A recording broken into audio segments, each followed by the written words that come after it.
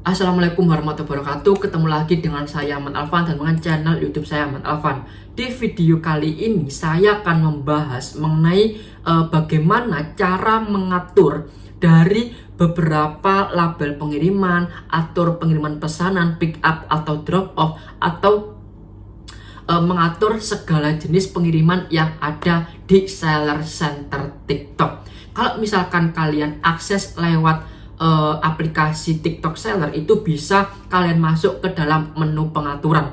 Tapi kalau kalian lewat aksesnya itu di Seller Center TikTok, maka kalian bisa buka pada bagian menu pesanan. Setelah itu klik pada pengaturan pemenuhan pesanan. Nah, setelah itu akan ada beberapa opsi ataupun pilihan. Yang pertama, pemenuhan pesanan. Nah, pada bagian atas ini ada jam kerja gudang. Dalam jam kerja gudang ini wajib kalian aktifkan kalau toko kalian menggunakan ekspedisi instan, yang dimana jika kalian tidak menetapkan jam kerja, maka ekspedisi tersebut bisa langsung pick up ke rumah ataupun toko ataupun gudang pengiriman di toko kalian sendiri. Jadi wajib kalian atur jam berapa dan apakah setiap hari selalu ada pengiriman atau di hari Minggu pengirimannya libur, itu bisa kalian atur sendiri. Waktu bukanya jam berapa, waktu tutupnya jam berapa. Nah, itu bisa kalian atur sendiri di dalam bagian opsi jam kerja gudang. Untuk yang kedua, tindakan utama untuk pembuatan label ataupun resi pengiriman yang ada di toko TikTok kalian.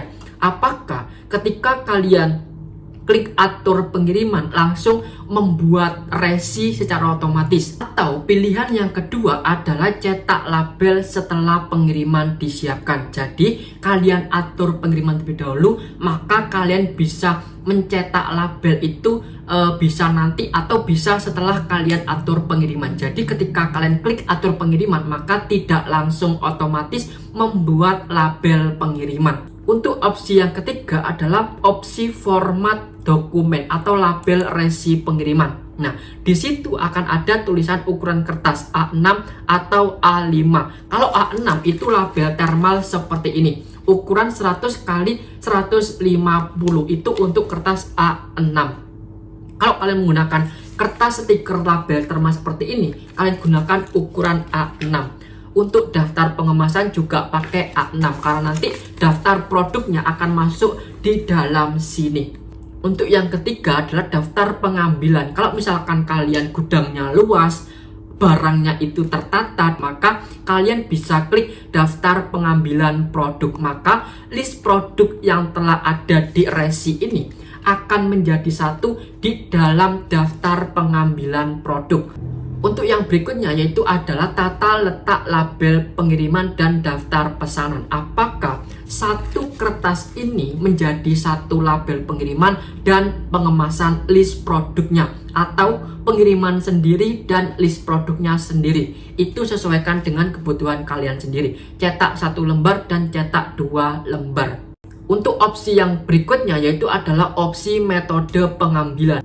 Apakah kalian ingin menggunakan fitur drop off atau menggunakan pick up? Kalau kalian misalkan ingin menggunakan pick up, maka otomatis kalian klik tombol pick up. Kalau drop off berarti kalian klik drop off. Kalau misalkan kalian sudah bekerja sama setiap hari rutin kirim paket ke ekspedisi, maka kalian bisa kerjasama ke kurir tersebut. Bahwasanya kalau misalkan ada paketnya, nanti kalian tinggal WA kurir tersebut dan maka langsung kurir tersebut akan mengambil paket ke rumah kalian. Jadi ini tidak mempengaruhi sama sekali karena saya menggunakan drop off, tapi pihak kurir tetap mengambil paket setiap hari ke rumah saya tanpa saya harus menghubungi kurir tersebut. Untuk yang berikutnya yaitu adalah metode pembuatan resi. Ini untuk kebutuhan gudang seperti struk belanja atau produk yang ada di toko kalian. Tapi kalau kalian tidak menggunakan sistem pergudangan, maka kalian skip aja. Nah, itu adalah bagaimana cara mengoptimasi pengiriman yang ada di toko kalian. Untuk yang berikutnya yaitu ada opsi pembatalan. Pada pembatalan ini akan ada beberapa pilihan. Yang pertama pastinya ketika pembeli membatalkan pesanan, baik itu sudah diatur pengiriman atau belum, maka di sini hanya ada satu pilihan saja, setujui otomatis permintaan pembatalan. Pada kalian klik buat ini, maka buat aturan pembatalan otomatis dari pembatalan yang telah diajukan oleh pembeli, karena TikTok sendiri yang akan menyetujui dari pembatalan tersebut. Penjual tidak bisa melakukan tolak, tidak bisa mengajukan banding. Semua pembatalan akan langsung disetujui otomatis oleh pihak TikToknya. Jadi buat kalian wajib pantau notifikasi yang ada di aplikasi seller TikTok ataupun yang ada di website seller center TikTok.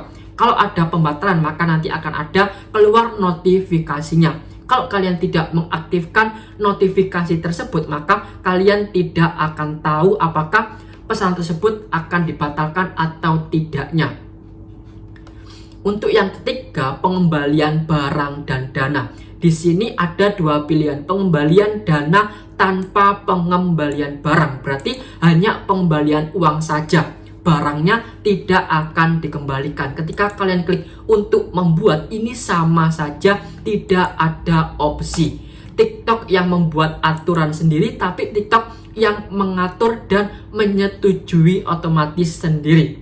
Penjual tidak bisa melakukan apa-apa karena akan disetujui otomatis oleh pihak TikToknya. Untuk yang berikutnya, setujui otomatis pengembalian dana, ya kan? Dari fitur ini aja pihak TikTok sudah merugikan seller. Kalau misalkan pembeli iseng mengembalikan dana lalu TikTok menyetujuinya, siapa yang rugi? Pasti penjual.